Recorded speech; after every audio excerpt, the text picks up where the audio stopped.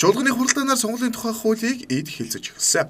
Хуулийн төсөл намын чагсаалаар улсын хурал сонгогдох 28 мандаттай 5 бүсэд хуваах асуудал яригдж байсан юм. Энэ асуудал дээр Арслан болон Монгол Ардын нам ерөнхийдөө тохирсон боловч парламент цуглалтай намуудаас дэмжлэг аваагүй учраас чагсаалтаар орж ирэх 28 мандатыг бүсэлгүй байхаар тогтооч. Монгол улсыг баруун зүүн төв Хангай Улаанбаатар гэж 5 бүс болгон хуваахаар яригдж байсан юм. Мөн энэ хуультай холбоотойгоор гишүүдийн дунд баггүй маргаан өрсөн. Хүн дугуулах гэдэг нь үү? Нам дугуулах гэдэг нь үү? Намын нэрийн ардал нуугдаад байна, болохгүй байна гэж хуучин нөгөө улсын хурлын өмнөх парламентынхны баталсан хуулийг надад наагаад бөөн хилэн болоод намын ард нуугдаад ороод ирсэн ч гэх шиг. Би энэ хуулийн баталсан хүн биш. Би бас өрөө төлмөр байна л да. Хүнээ дугуулад өгөөч ээ. Тухайн нам эвслээс нэр дэвшижээд сонгогдсныхаа дараа өөр нам эвсэлд ирсэх юм бол энэ нэр дэвшигшийг тухайн нэр дэвшүүлсэн нам нь бол бусааж татах тухайн ийм санал байсан.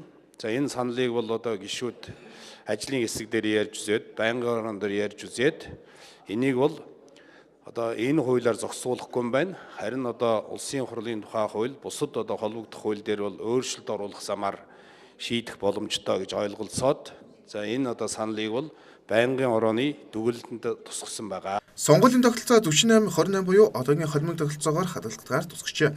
Саналын хуудас бичигдэхүүний намын нэр улсын дээд шүүгтээр бүртгэгдсэн он дараалалаар бичигдэнэ. Мөн саналыг автомат машинаар хураана. Мөн 50% нь техникийн тоолго хийхээр тусгаж өгсөн байна. Улсын хурал аймаг нийслэл иргэдийн төлөвшлийн хурлын тэргүүлжийг сонгох сонгуул 1 өдөр буюу 6 дугаар сарын сүүлийн 7 хоногийн ажлын өдрүүдэд байхаар тусгажээ. Яг бидний энэ хэлцэж байгаа сонгуулийн хуулийн дотор үндсэн хууль илт зөрчижсэн тийм зүйл заалт байна уу байхгүй байна. Хэрвээ тийм юм байгаа бол ямар заалт байна? Тэгээ яах ёстой юм бэ гэдгийг хэлж байна. Би хэрвээ андуураагүй бол тэр 116-тай холбоотой ганц нэг асуудал гараад байгаа шиг байсан тийм үү? Энэ дээр маш тодорхой хариулт өгөөч надад. Хөндөгдөж яригдсан. За одоогийн хуулийн төсөл дээр бол сонгуулийн төв байгууллагын шийдвэртэй холбоотой 2 заалт шинээр орсон байгаа. За 112-ийн 4-ийн 2, 116-гийн 2 гэж. За энэ бол улсын хурал ерөнхийлөгчийн сонгуультай холбогдуулан сонгуулийн төв байгууллагад холбогдох маргааныг улсын дээд шүүх анхан шатны болон давзаалдах журмаар хянан шийдвэрлэнэ гэсэн ийм төсөлдөр ийм 2 заалт явж байгаа. Доктортой байх тал дээр байх юм бол бас иргэдэд ойлгомжтой сонгуульд оролцоход ч гэсэн сайн талтай гэж бодож байгаа юм л да. Байн янз бүрээр өөрчлөлт байх юм бол тэгээ бүсчлэн гээл бүр толгой эргүүлсэн юм явж байгаа тэр нь байхгүй болж байгаа нь сайн хэрэг.